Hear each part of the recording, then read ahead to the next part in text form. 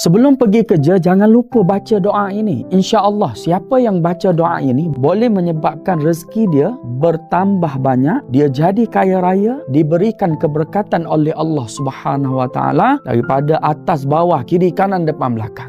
Jom kita baca sama-sama doa ini. Sebelum tu saya nak minta anda semua tolong komen amin di ruang komen dan bantu saya share video.